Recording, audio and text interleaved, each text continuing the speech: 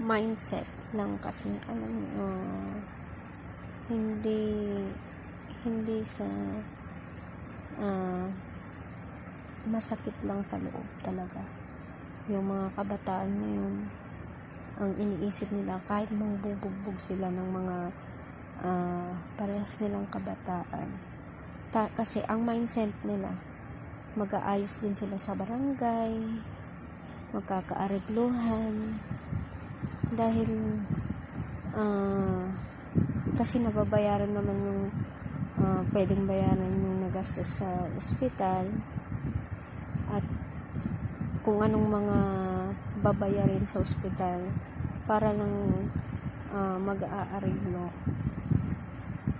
Pero ito masakit, pinakamasakit, kasi pwede palang mangbubugbog ka kasi ang nasa isip nila ay mag-aayos din, pwedeng bayaran yung nagastos mo sa ospital. Yun lang iniisip nila, hindi man lang nila naisip yung ginawa nilang masakit, yung pangbubugbog at yung lamat, yung sakit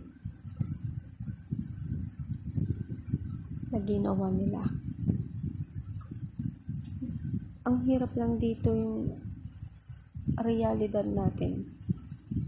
Okay lang palang mangbubugbog ka kasi ang iniisip nila, mababayaran ka naman, at yung gastos mo sa ospital ay okay lang, babayaran naman, okay na, ariglo na. Pero hindi nila alam yung sakit na tinulot nila, kahit pa hindi ka man lang nila na grabe yung pangbubugbog. Pero sa akin lang, yung prinsipyo na sa akin ay hindi nila makakaya,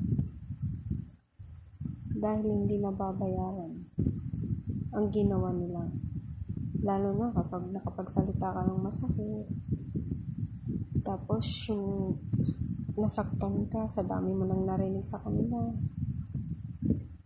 tapos magpapaariglo sila, babayaran ka. Tama ba yun? Anong sistemang meron tayo ngayon?